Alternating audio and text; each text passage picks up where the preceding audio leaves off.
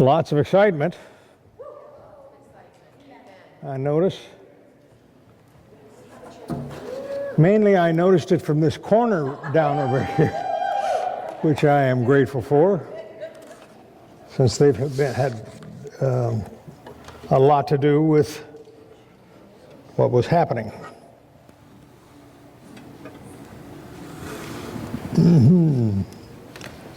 Okay.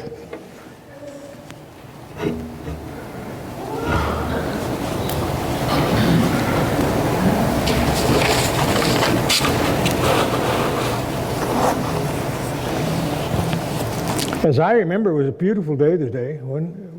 Did I remember that? Yes. Yeah?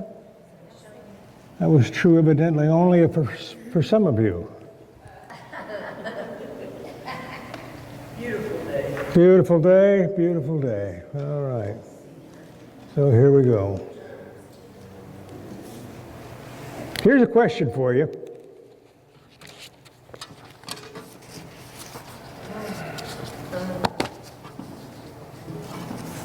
Are you ready? Yes. Are you ready for the question? Yes. Yeah. Why are so many people in debt?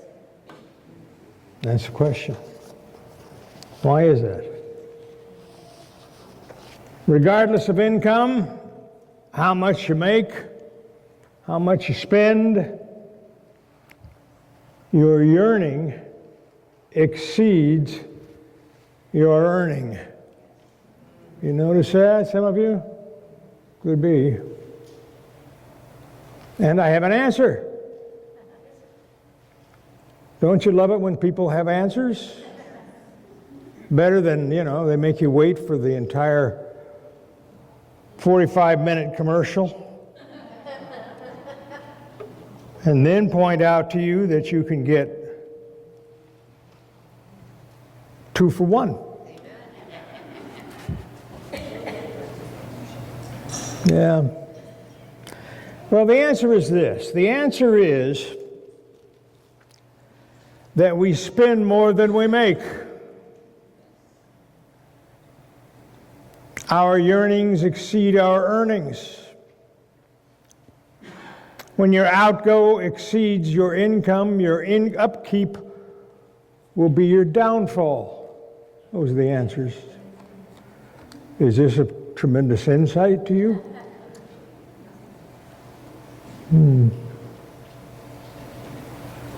It says this in Proverbs, the 21st chapter. The 21st chapter, 20th verse. Read it with me, will you please? Wise man saves for the future, but the foolish... Okay, that's the Living Bible version of it. Okay? Join with me as we read the Good News version, okay?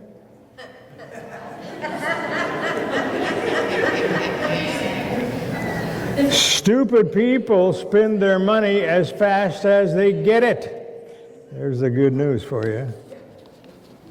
It's kind of up to you to categorize yourself as whether or not you are stupid people. Americans buy $1,300 on credit for every $1,000 they make. $1,300 on credit. Yeah, for every $1,000 they make. Recently in Time magazine, it wasn't that recent actually, but it's a recent Time magazine, where they had a report, special report, it said, America the Spendthrift, fighting the urge to splurge. Well, the failure to save is catching up with American consumers, it said. This is a society that tends to judge people by the way they spend money, and there is very little psychologically for being a saver. Did you get that? Very little available psychologically for being a saver. Yeah. The chief culprit is the credit card and its variations. I remember when Susan and I got our first credit card. It was the first year of our marriage. We were actually proud. Bank AmeriCard. We were in our early 20s. It says in Proverbs 27:20, the human desires are like the world of the dead. There's always room for more. Yeah. Most of our debt is not caused by our needs, it's caused by our wants. It's caused by our wants. If you don't believe that, I want you to take my grandson to GameStop. Just go with me to GameStop. He's got stuff he wants. Oh. You want out of debt? You've got to learn to control your wants. Why do I always want more? Why do you always want more? I see it. I want it. Yeah, just like that. We start crying for it. If you want out of debt, you've got to learn to control your wants. I see it. I want it. Why is this? Why do you think this is? Why is it that our debt is not caused by our needs, it's caused by our wants? I see it, I want it. I want out of debt, you've got to learn to control your wants. Why do I always want more when I don't have the money? What motivates me to live beyond my means? Have you given any thought to this at all, folks? Given any thought to this?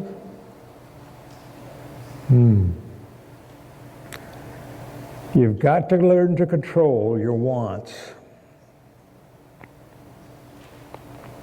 Why are we rarely satisfied with what we have and we spend ourselves into debt? Why is that?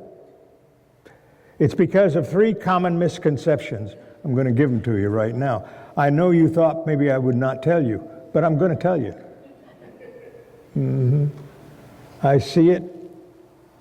I want it. Yeah.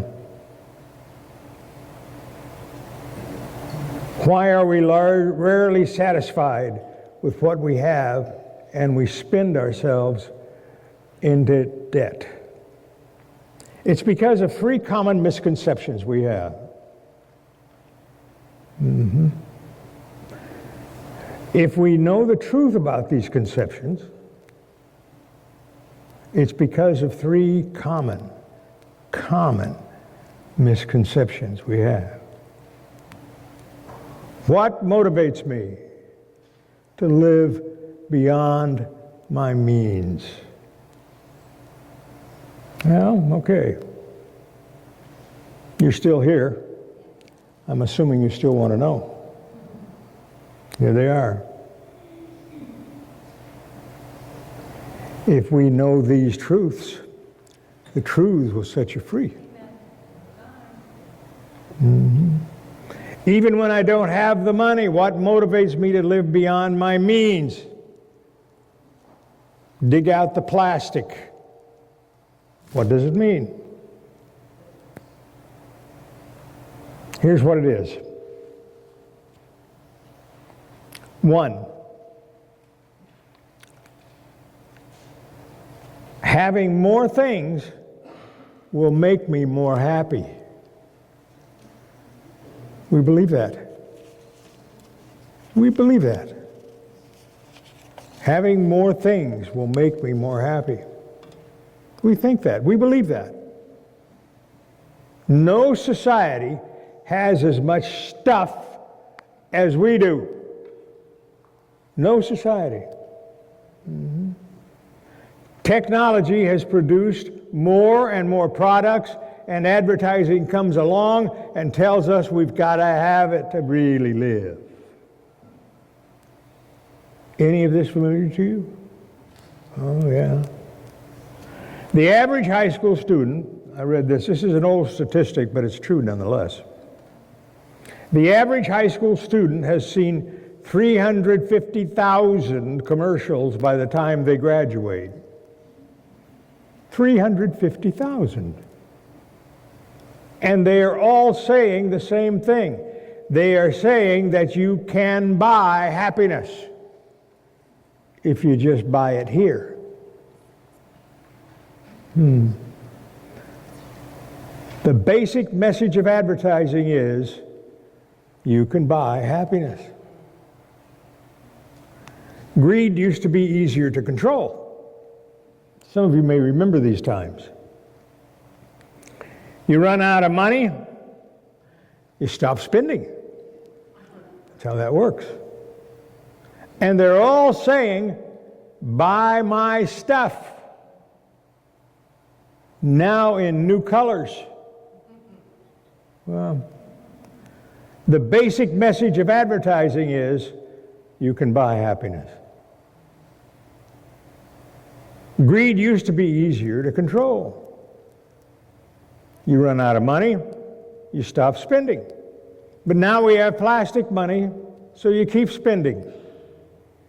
But now we have all other types and ways of spending. Now, all you have to do is have a credit card in your pocket. All you have to do is wave it at a reader. And guess what? You've bought it. Your greed is satisfied. One girl said,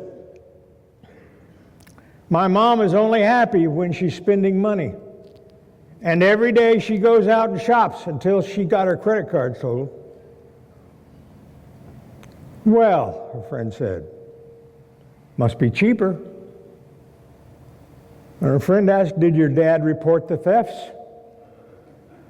No, he said. The thieves are charging less than my mom did.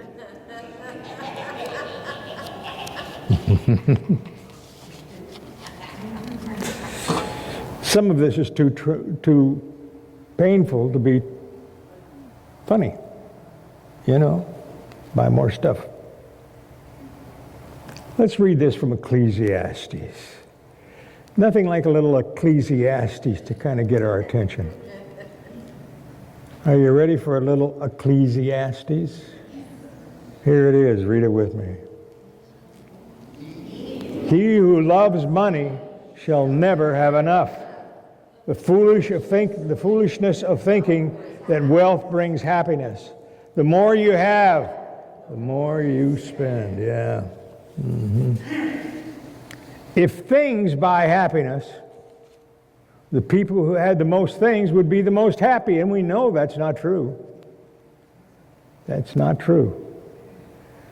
It's better to be satisfied with what you have than to be always wanting something more. That's a little Ecclesiastes for you. Number 2, having more things will make me more important. People think that.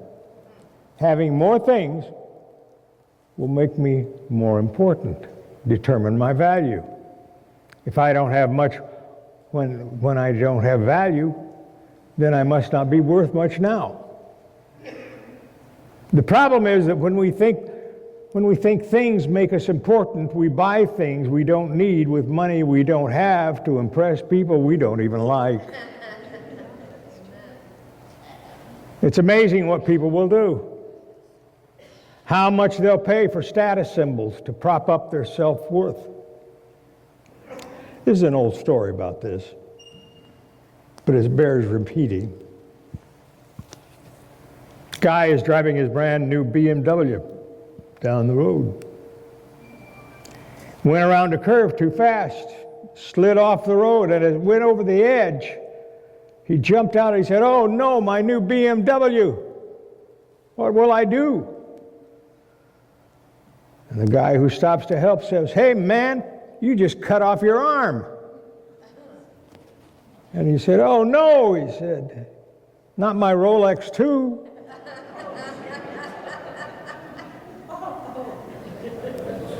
Be on your guard against greed in the shape or form. For a man's real life in no way depends on the number of his possessions. Ask yourself important questions. Am I expecting things to make me feel important? Third example. Ask yourself pointed questions. Yeah.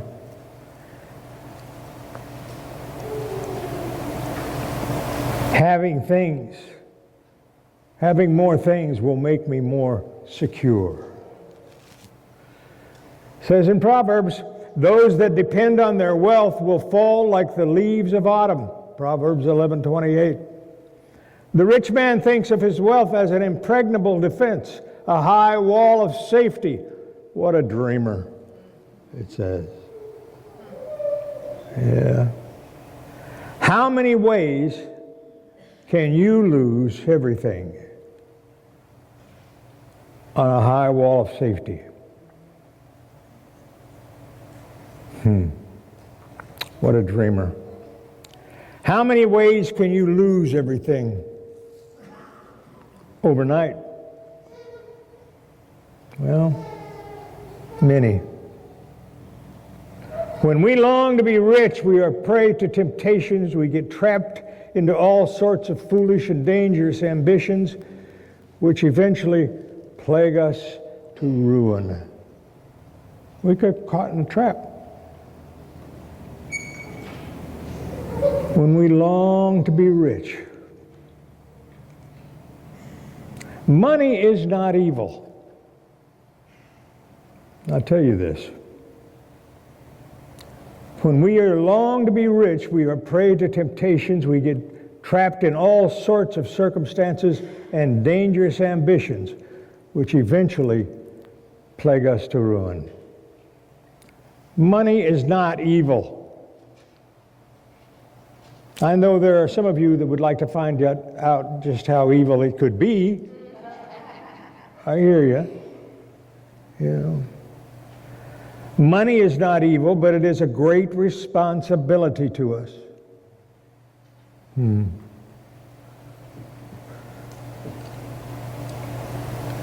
Money is a great responsibility. What are some of the dangers involved in the love of money?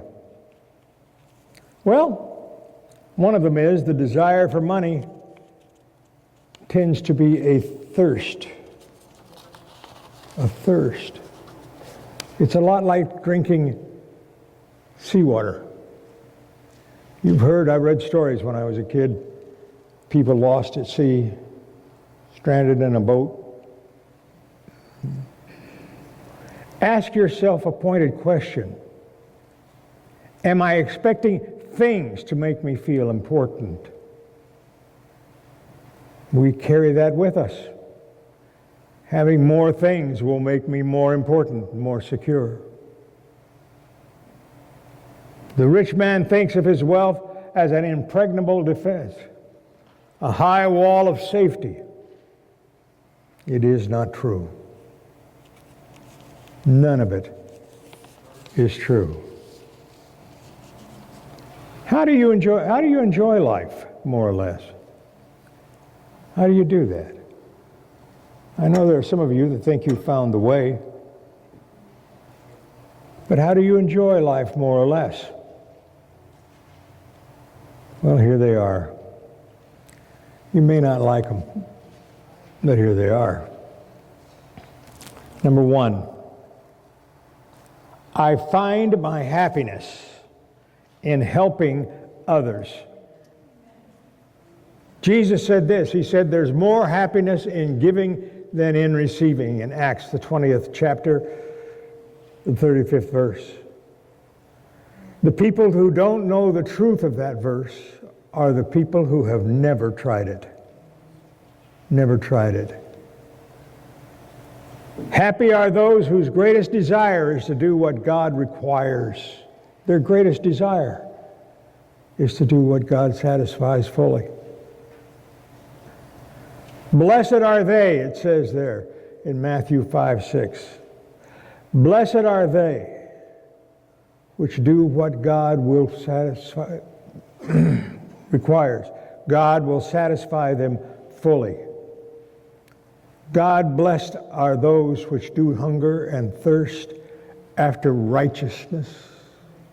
Blessed are they which do hunger and thirst after righteousness, doing good. This is describing desire in basic, visceral terms. Thirst after righteousness. This is describing desire in basic, visceral terms. It is the hunger of a person that is starving for food. Yeah. Oh, the happiness, this is what this reads literally. Oh, the happiness of the person who longs for total righteousness. After a person who longs for total righteousness, as a starving man longs for food, and a man perishing of thirst longs for water, for that person will be truly satisfied. There's more about this sort of thing. It talks about this. Yeah. There is about desire, and this is about desire and not about performance. Can you get it done? The person who is blessed is not necessarily the one who attains and achieves this, but the one who longs for it with their whole heart. There's more. The person who is blessed is not necessarily the one who desires and attains this, but the one who longs for it with their whole heart. You know, back in the Old Testament, the man that was listed as being of God's own heart, God's own man, that his greatest desire was that he would not necessarily be the one who attains or achieves this. David wanted to build God's temple. That was what David wanted to do. He loved God so much. The person who is blessed is not necessarily the one who attains it, but the one who achieves it. But God complimented David by saying to him, "It is good for you." The person who is blessed is the one who attains it, wants it in his heart. God said to him, "It is great that you desire to build that house with your own heart." David always wanted to do that, but it was a goal denied to him. And God said to him, "Thou didst well that it was in thy heart." Materialism, he said, gets boring. It is true, you can get it all, and you can have it all, and have it all, and you'll be bored with it. Ultimately, having more does not make me more important, or more happy, or more secure. So I find my help, this is true now, I find my help in desiring to help others. That's where I find it. Ultimately, having more does not make me more important or more happy does not make me more secure, so I find my happiness in myself. I find my self-worth in knowing God. Yeah. God says, you are precious in my sight. That's what he says. You are precious in my sight. I find my happiness in knowing God.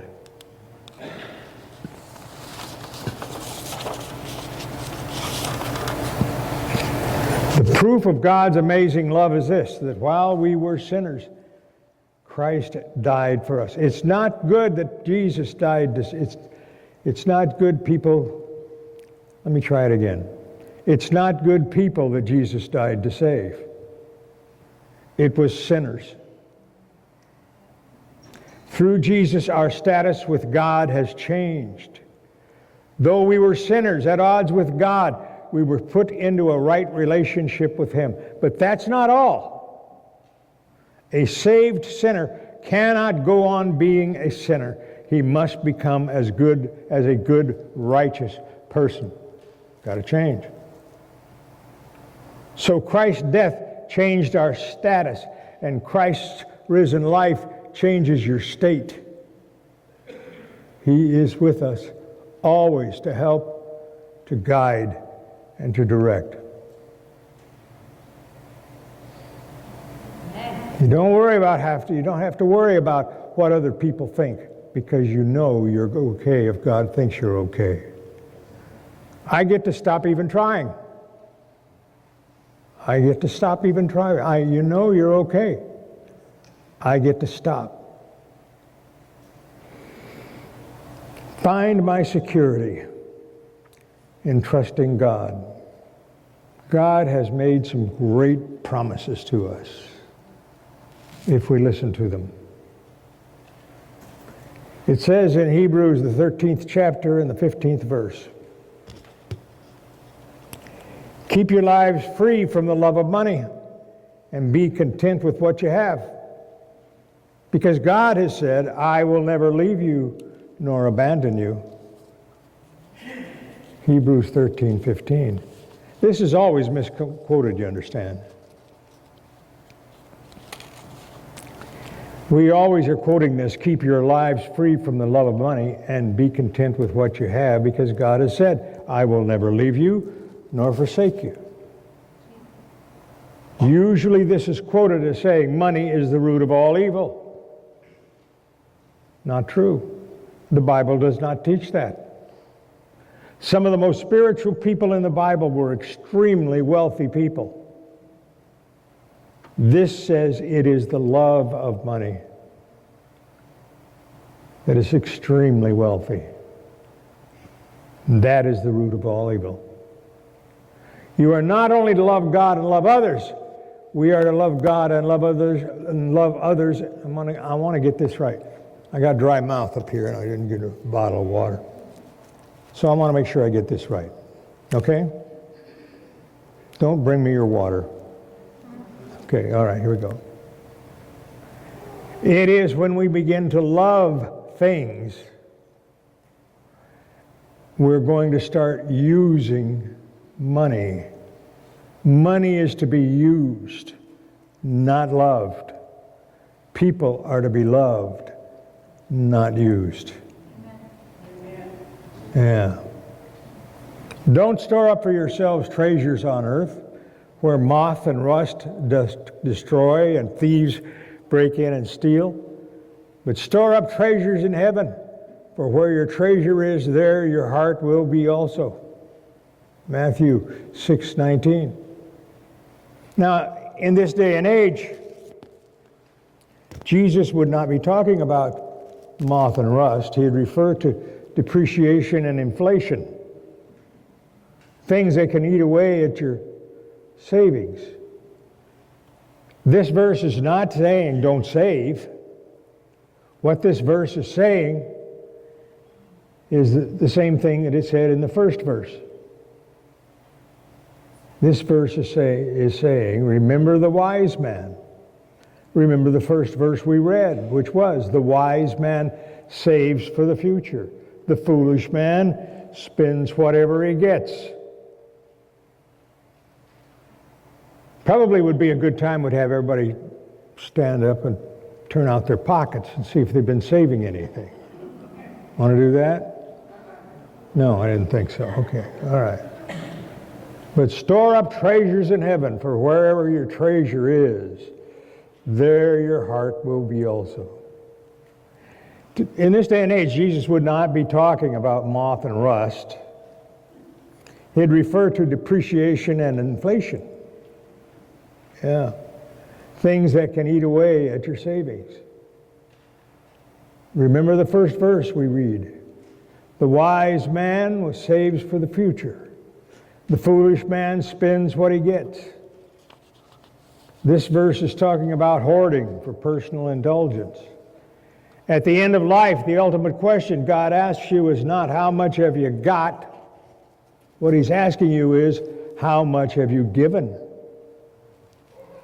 Or another way of asking is, what have you got left? That's a question for us. Are you storing up treasures in heaven? Are you doing that? At the end of the life, ultimate question God asks you is how much have you been given? Are you storing up treasure in heaven? Giving is the antidote to materialism. The acid test of am I materialistic is how easy can I give it away? That's the question. What happens when we really trust God in this area? It tells us in Philippians 4:19, he says, and God shall supply all your needs. We continually think we have to have things that we really don't have to have. Our want gets us into debt. Why? Well, because having more will make me more happy. We think that. Or number two, having more will make me more important. We think that. Number three, having more will make me more secure. None of these are true. None of these are true. So what are you expecting? Let me ask you. What are you expecting to have make you more happy? Number one, having more. Number two, having more will make me more important. Number three, having more will make me more secure. None of those are true. We know this. What are you expecting to bring you happiness? It won't last. Not a bit. What are you basing your self-worth on?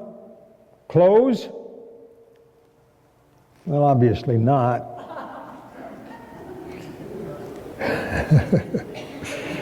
That was a low blow, and I'm sorry about that. What are you basing your self-worth on? Possessions? Trendy status symbols? What are you depending on for your security? Your bank account, your stock portfolios, your Social Security coming in?